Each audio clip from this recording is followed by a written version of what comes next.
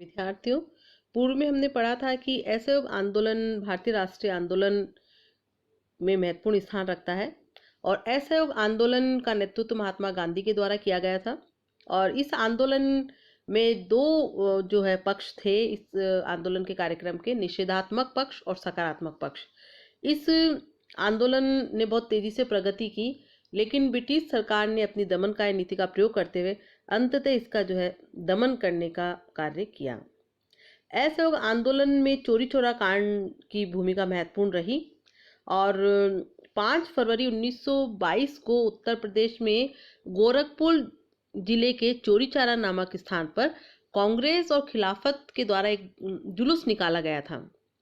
इस जुलूस के दौरान पुलिस ने जो है दुर्व्यवहार किया और उससे उत्तेजित होकर आंदोलनकारियों ने 21 सिपाहियों और एक थानेदार को थाने में चौकी में बंद कर दिया और उस थाने को जो है आग लगा दी गई, जिसका परिणाम ये निकला कि इन सभी लोगों की जो है उसमें मृत्यु हो गई।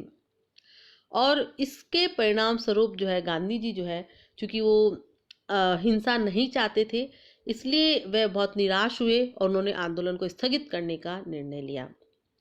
और 12 फरवरी 1922 को बारडोली में कांग्रेस कार्य समिति की एक बैठक में चोरी चौरा की घटना के आधार पर आंदोलन को स्थगित करने का प्रस्ताव पारित किया गया और इसके स्थान पर रचनात्मक कार्यक्रम पर बल दिया गया, जिसके अंतर्गत कांग्रेस के 1 करोड़ सदस्य बनाना, चरखे तथा स्वदेशी वस्तुओं का प्रचार करना, अस्पृश्यता यानी छुआछूत निवारण के लिए कार्य करना, सांप्रदायिक एकता को बढ़ावा देने के लिए कार्य करना, राष्ट्रीय पाठशालाओं का गठन करना और आपसी झगड़ों को समाप्त करने के लिए, उनका निपटारा करने के लिए गांवों व शहरों में पंचायतों के निर्माण की योजना तैयार की गई। यानी आंदोलन का जो सकारात्मक पक्ष था वह तो अब भी चालू रखा गया, लेकिन जो निषेधात्मक पक्ष था उसको रोकने के लिए कहा गया। और आंदोलन जो कि अब अपने शिखर पर पहुंच चुका था, उसको उसी समय वापस ले जाने पर गांधी जी की बहुत आलोचना की गई। खासतौर पर जो कांग्रेस के युवा तत्व थे, उन्होंने इसके लिए गांधी जी की आलोचना की। गांधी जी द्वारा आंदोलन को अचानक रोक देना देश के नेताओं और जनता को अच्छा नहीं लगा।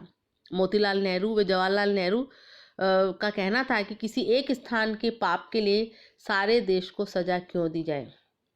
सुभाष चंद्र बोस ने कहा कि ठीक उस समय जबकि जनता का उत्साह चरम सीमा पर था, मैदान छोड़ देने का आदेश देना राष्ट्रीय दुर्भाग्य से कुछ कम नहीं था।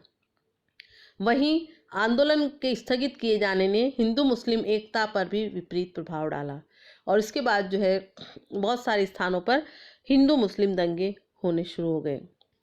वहीं जैसा कि मैंने पूर्व में कहा कि मोतीलाल नेहरू, लाला लाजपत राय जो कि उस समय जेल में थे, उन्होंने जो है इस आंदोलन को स्थगित किए जाने पर अपनी कड़ी प्रतिक्रिया दी थी। वहीं जवाहरलाल नेहरू का कहना था कि आंदोलन केवल चोरी चौरा घटना के कारण स्थगित नहीं किया गया, बल्कि वास्तविकता यह थी कि आंदोलन बाहर से तो बड़ा शक्तिशाली दिखाई देता था, लेकिन भीतर से वे कमजोर हो रहा था। यदि उसे रोका नहीं जाता तो सरकार दमनात्मक नीति द्वारा इसका अंत कर देती। संभवतः आंदोलन वापस लेने के पीछे गांधी जी का उद्देश्य उसकी ऊर्जा को बनाए रखना और जनता को हतोत्साहित होने से बचाना था। इस गतिरोध का फायदा उठाकर सरकार ने 10 मार्च 1922 को गांधी जी को गिरफ्तार करके 6 साल के लिए जेल में भेज दिया।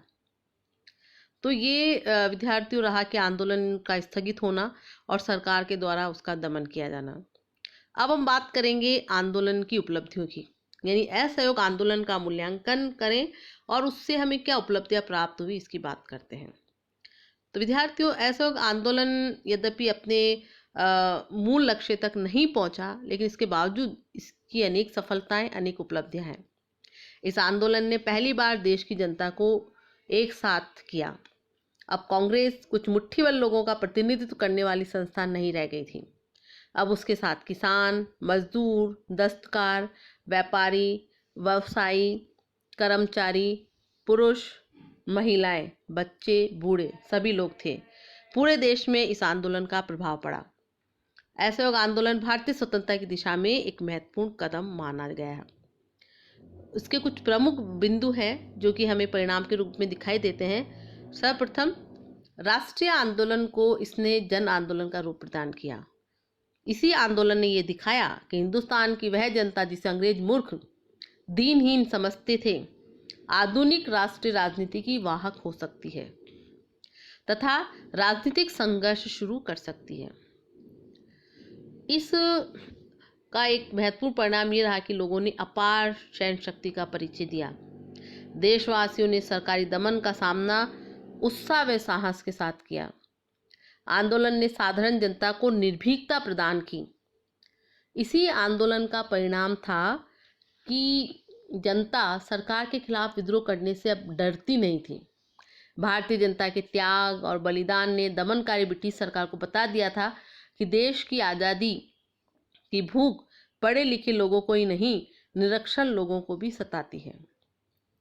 साथ ही इसने एक जो है प्रेरणादायक स्मृति भी प्रदान की। यद्यपि भारतीयों की आशाओं को ये आंदोलन पूरा नहीं कर सका और 1 साल के अंदर ही स्वराज्य का मोह भंग हो गया, फिर भी भारतीय राजनीति पर इसका अमिट प्रभाव पड़ा। इसकी याद ने भारतवासियों को और भी महान आंदोलन चलाने की प्रेरणा दी।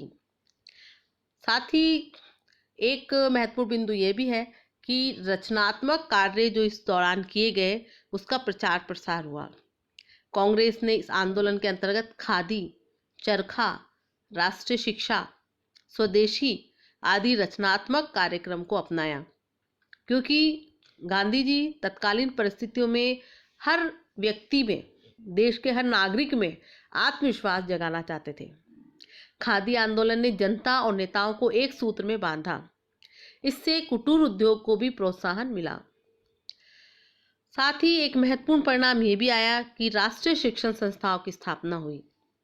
जैसा कि हमने देखा था कि आंदोलनकारी जो है उन्होंने स्कूल और सरकारी जो कॉलेज थे उनका बहिष्कार किया विद्यार्थियों ने, तो उनके शिक्षण कार्य के लिए जो है राष्ट्रीय शिक्षण संस्थाओं की स्थापना की गई और इन शिक्षण संस्थाओं में पढ़ने वाले विद्यार्थी जो है देशभक्त बनने लगे और इससे कांग्रेस को लंबे स्वतंत्रता संघर्ष में, यानी स्वतंत्रता संघर्ष बहुत लंबा चलने वाला था। 1920 की हम बात कर रहे हैं, लेकिन 1947 में हमारा देश आज़ाद हुआ, यानी लगभग 27 साल तक आंदोलन अभी और चलना था। तो इस लंबे स्वतंत्रता का संघर्ष के काल में कार्यकर्ताओं का जो है अभाव अनुभव नहीं हुआ, क्योंकि इन जिन राष्ट्रीय संस्थाओं में विद्यार्थी पढ़ते थे वो जो है उनका प्रमुख लक्ष्य ही जो है देशभक्ति और देश को आज़ाद कराना था। इस आंदोलन का एक प्रभाव ये भी पड़ा कि आंदोलन में मुसलमानों की भागीदारी बढ़ी और सांप्रदायिक एकता की स्थापना हुई। आम मुसलमानों की भागीदारी असहयोग आंदोलन की एक बड़ी उपलब्धि थी। उनकी सक्रिय भागीदारी ने ही इसको जन आंदोलन का स्वरूप प्रदान किया। कुछ क्षेत्रों में तो गिरफ्तार लोगों में 2/3 मुसलमान थे। जवाहरलाल नेहरू ने लिखा है कि सब तरफ हिंदू मुस्लिम एकता जिंदाबाद का बोलबाला था। साथ ही एक और महत्वपूर्ण परिणाम था कि असहयोग आंदोलन ने पूर्ण स्वराज का संदेश दिया। इस आंदोलन के द्वारा गांधी ने तिलक के स्वराज्य को विस्तृत रूप प्रदान किया। आप जानते होंगे सब कि बाल गंगाधर तिलक का एक महत्वपूर्ण कथन है, स्वराज्य मेरा जन्मसिद्ध अधिकार है और मैं उसे लेकर रहूंगा।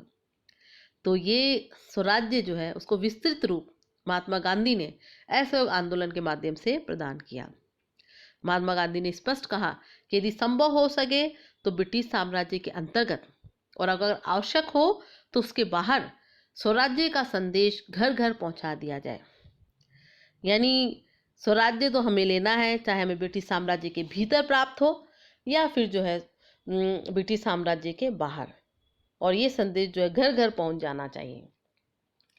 सारांश के रूप में हम कहना चाहेंगे कि वस्तुतः असहयोग आंदोलन से हमारा राष्ट्रीय मुक्ति संग्राम एक कदम और आगे बढ़ गया। भारत में संगठित एकता की भावना का विकास हुआ। इसके अलावा कांग्रेस के उद्देश्य में एक महत्वपूर्ण परिवर्तन हुआ। वह सक्रिय आंदोलन को अपना एक कार्यक्रम समझने लगी। सुभाष चंद्र बोस ने आंदोलन की सफलता के बारे में लिखा है कि 1921 के वर्ष ने कांग्रेस को निसंदेह एक सुव्यवस्थित दलीय संगठन प्रदान किया। इससे पहले कांग्रेस एक वैधानिक दल और मुख्यतः बात करने वाली संस्था थी। महात्मा जी ने इसे एक नया विधान दिया। देश में एक कोने से दूसरे कोने तक समान नारे लगाए जाने लगे। खादी एक वेशभूषा हो गई नेताओं के लिए, आम लोगों के लिए। एक जैसी नीति और विचारधारा अब हर जगह दिखाई देने लगी। इस प्रकार विद्यार्थी हम देखते हैं कि राष्ट्रीय आंदोलन में असहयोग आंदोलन की महत्वपूर्ण भूमिका रही और इसका जो कार्यक्रम है उसने लोगों को जागृत किया, प्रेरित किया कि हमें देश की आज़ादी के लिए संघर्ष करना होगा। अपने घरों से, अपनी स्कूल से, कॉलेज से, संस्थाओं से बाहर आकर देश के लिए कुछ कार्य करना होगा। और इस प्रकार हमारा राष्ट्रीय आंदोलन एक कदम और आगे बढ़ा और इसके बाद अगला स्टेप हम देखेंगे कि सविनय आंदोलन के रूप में सामने आया। धन्यवाद।